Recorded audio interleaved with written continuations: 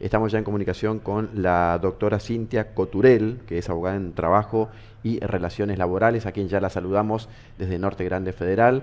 Doctora, ¿qué tal? Buenas noches. Marlene y Miguel la saludamos. ¿Cómo anda? Hola, ¿qué tal? Buenas noches, un gusto estar acá con ustedes. Igualmente. Igualmente, doctora. Bueno, coméntenos un poco en qué significa para los jubilados y pensionados la eliminación de la fe de vida. Eliminación, digo, en lo que tiene que ver con el trámite, ¿no es cierto? Propiamente dicho. Sí, bueno, esto es un avance bastante importante. Ayer el Congreso, la Cámara de Diputados específicamente, dio la media sanción que faltaba, porque esto ya había tenido media sanción hace unos meses por parte del Senado. Entonces ya esto se convirtió en ley, si bien ahora faltan algunos pasos, que es que se promulgue y se publique en el boletín oficial. O sea que lo primero es que los jubilados que tienen que cobrar en los próximos días igual van a tener que realizar la fe de vida, ¿sí? Eso para que a ninguno le pase que tenga problemas con el banco. Está bien. Yo estimo que esto se va a aplicar a partir de agosto, o sea, del próximo cobro, o quizás de los que cobren más a fin de mes, pero no de los que tengan que cobrar en estos próximos días. Doctora, hasta este momento, hasta este próximo cobro, por lo menos, ¿qué tipo de trámites tenía que hacer el jubilado y el pensionado? Bueno, esto depende del banco. Algunos bancos fueron desarrollando aplicaciones, otros bancos le pedían que realicen una serie de compras con la tarjeta de débito y muchos bancos ya fueron eliminando la fe de vida porque tienen cruces semanales con el RENAPER. La fe de vida en sí ahora se la critica mucho, pero hace 20 o 30 años sí era necesaria porque había casos de personas que en connivencia, quizás con algún empleado del banco, continuaban cobrando la jubilación de alguien que había fallecido. O sea que tiene su sentido que se haya establecido la fe de vida en un momento. El tema es que ahora, como todas las partidas de defunción son digitales, no tiene sentido con la facilidad de disponer de esta información que se les genere esta carga a los beneficiarios, que aparte suelen ser personas mayores que no, o sea, tienen más problemas para adaptarse a las nuevas tecnologías, Claro. entonces bajar una aplicación, sacarse una foto, para muchos hay gente que está internada y la aplicación no les reconoce el rostro o que están, no sé, con problemas, etcétera. Entonces esto les generaba muchos problemas. Y de ahora en más, doctora, o por lo menos cuando se promulgue todo esto, ¿cómo va a ser la cuestión, digamos, aquellos que vayan a cobrar, que vayan, obviamente una persona que no sea el beneficiario, cómo va a ser ahora la cuestión? ¿Va a ser mucho más sencillo, mucho más fácil? ¿Va Van a a tener que hacer seguir algo cobrando, pequeño? van a seguir cobrando, el Sí, tema es que no van a correr el riesgo de que les suspendan el beneficio por no haber realizado la fe de vida o que el banco se niegue a pagarles, porque hay algunos bancos que tenían, si la persona no iba y colocaba su huella un día antes, no podía cobrar. claro, claro. Mucho tiene que ver, obviamente, el avance de la tecnología, doctora, el cruce de datos, ¿no es cierto? Sí, sí, es importante. Igual siempre tengamos en cuenta que fraudes existen, Claro. etcétera. Ahora igual con los tótem que hay que colocan la huella, todo eso se fue eliminando. Exactamente. Estamos hablando de aproximadamente cuántos beneficiarios, doctora, hay en el país que cobran jubilaciones y pensiones.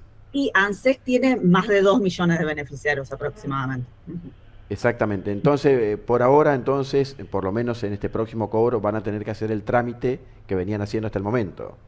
Claro, lo que yo recomiendo es que los Sí, que están cobrando en la próxima semana que lo realicen, porque esto todavía no es una ley vigente, no, no es una ley que esté publicada en el boletín oficial. exactamente. Esto alcanza a jubilados y pensionados. ¿Y a quién más, doctora? Todos los beneficiarios de ANSES, ¿sí? No, esto no tiene nada que ver con las otras cajas provinciales, Está ¿sí? Que bien. cada caja tiene su propia norma. Entonces, esto no se les aplica. Ah, perfecto. Las provincias sí se pueden adherir en futuro a esta ley. En realidad no adherir, sino que Sí. se regulan a sí mismas, no, no es que se tienen que adherir. Exactamente. Usted hablaba recién acerca de que siempre por allí se puede violar al sistema, digamos, o algún tipo de trampa, entre comillas. ¿Existe Ujú. mucho esto todavía a pesar del avance de la tecnología? Ahora no tanto, Sí, pero sí hay casos de personas que fallecieron y va alguien con la tarjeta de débito y extrae los fondos. esto sigue pasando. No que puedan seguir cobrando durante meses, porque ahora ya con los cruces de información que hay, esto es más difícil. Pero sí que cuando la persona fallece es muy común que vaya algún familiar o vecino y retire los fondos, y eso es un delito. Eso hasta está informado en la página de ANSES, que se exponen a causas penales por parte del banco y por parte del propio organismo previsional. O sea que esto es importante que lo sepan. ¿Cuáles son esas penas, doctora? Mire, yo no soy penalista, Ah, tendrán que perfecto. preguntarle, pero esto es una defraudación porque Sí, están engañando, ¿sí?, a un organismo para cobrar fondos que en realidad ingresan o a una sucesión o que hay un mecanismo legal para cobrarlos, ¿sí?, que es realizando un trámite de haberes devengados. exactamente. Esto es mucho más o menos factible de concretar sobre este tipo de fraudes, digo, cuando uno cobra por cajero humano en relación con el cajero automático, ¿o es lo mismo? Claro, no, con el cajero humano ahí ya sería como más complicado porque Claro. tendría que ir solo el apoderado, podría hacerlo. Pero con la tarjeta de débito es muy común que esto ocurra. Doctora, y ahora que se eliminó la fe de vida, por supuesto siempre va a depender de las entidades financieras y los convenios o las ciertas condiciones que van a poner para respaldar, digamos, que esa persona tiene salud, digamos. Pero, ¿qué va a pasar o qué se sabe con los apoderados legales, por ejemplo? Porque a veces cuando la persona está incapacitada con el trámite de fe de vida, como usted decía, hay ciertas condiciones que hay que cumplirla y la de los apoderados legales es un rol muy importante también. Sí, el rol del apoderado es muy importante, incluso se recomienda que tengan un apoderado, sobre todo cuando la persona todavía está en condiciones de realizar el trámite del poder, ¿sí? Y no esperar, esto también, ya que estamos hablando, es importante, no esperar al momento en el que la persona está incapacitada o está imposibilitada, por ejemplo, con una internación muy larga y no puede ir a cobrar y no designó a ningún familiar. Claro. Perfecto. ¿Y cómo es el trámite esto, doctora? ¿Cómo es el trámite? Este es un trámite que es muy simple, Sí, se solicita un turno en la página ANSES y tienen que concurrir tanto el beneficiario como el familiar al cual quiere designar como apoderado, tienen que ir a la UDAI donde les tocó el turno, firman el poder y luego tienen que llevar ese poder al banco. exactamente. Usted hablaba recién, doctora, acerca de un poco la tecnología que complica a las personas mayores. ¿Sigue siendo muy común todo esto, doctora? ¿Sigue siendo un tema difícil para la gente, los jubilados y los pensionados?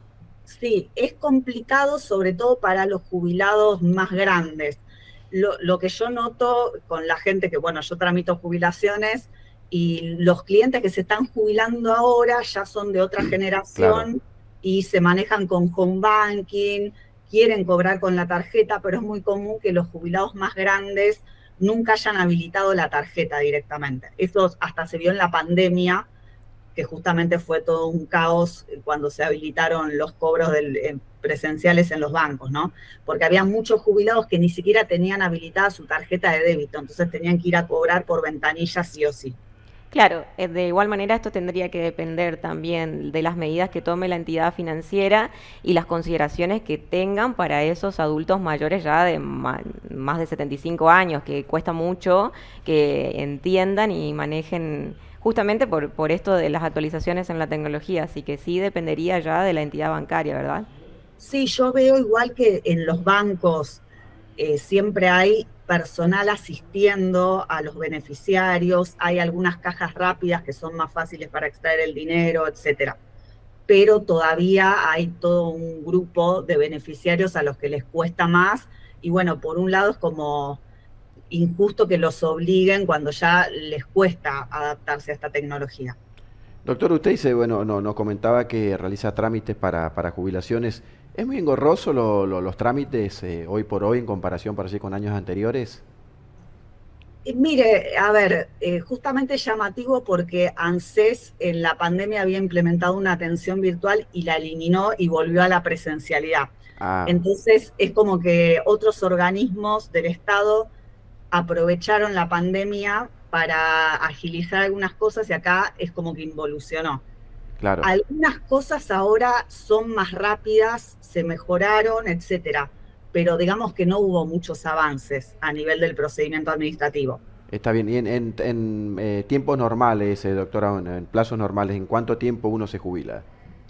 Esto depende de muchos factores, Sí, depende de si uno se va a jubilar con aportes, si tienen que verificarse esos aportes porque las empresas desaparecieron o uno está presentando pruebas, o si uno se jubila solamente por moratoria. En general, el que se jubila solo por moratoria le sale mucho más rápido que la persona que aportó mucho y que esos aportes hay que probarlos. O sea claro. que ANSES tiene que ir a verificar libros contables, etcétera. En esos casos una jubilación puede demorar unos cuantos meses. Unos cuantos En- meses. Hay mucha gente que no cuenta con los recibos de sueldo, doctora, y bueno, el sistema le permite encontrar los aportes por parte del empleador. Claro, bueno, ahí se complica. Lo que se Claro, puede hacer es, si la empresa sigue existiendo, que se contacten con la empresa, que pidan una certificación de servicios, está bien. y igual si no hay ninguna prueba documental y la empresa desapareció, va a ser muy difícil que se logre probar esa relación laboral. Y si el momento de la edad jubilatoria, cuando se inicia el trámite, doctor, hay algún tipo de deuda por parte del empleador, ¿cómo es el trámite ahí? Bueno, Cómo ejecutan? en realidad el tema es este. Sí, Si a la persona, que esto a veces en ANSES te lo discuten, pero hay un decreto que lo establece, si a la persona se le retuvo el aporte, por más que el empleador no lo haya pagado, eso se considera servicios con aportes. perfecto. Entonces la persona lo puede invocar. No te pueden negar la posibilidad de invocar esos aportes porque el empleador no los pagó. Está bien, perfecto. Entonces, en ese sentido no hay mayores inconvenientes. Sí, porque usted sabe que por allí el tema de los recibos de sueldo, el tema de tener papeles en la casa, por allí hay un año que por allí no le entregaron o no reclamó también, y bueno, ahí siempre queda una pequeña nebulosa, ¿no es cierto? Por eso es importante entonces este tipo de detalles. Doctora, entonces se elimina la fe de vidas desde aproximadamente el mes que viene, usted calcula. Claro, eso es lo que yo calculo más Sí. o menos, teniendo en cuenta lo que demora una ley en publicarse en el boletín Está bien, oficial, etcétera. está bien. Bueno, doctora, le agradecemos mucho esta comunicación, muy amable por por su concepto y también, obviamente, por recabar o, de alguna manera, despejar todas las dudas que teníamos, ¿eh? Muy amable. Bueno, Muchas bueno, muchas gracias. gracias. Gracias, doctora, ¿eh?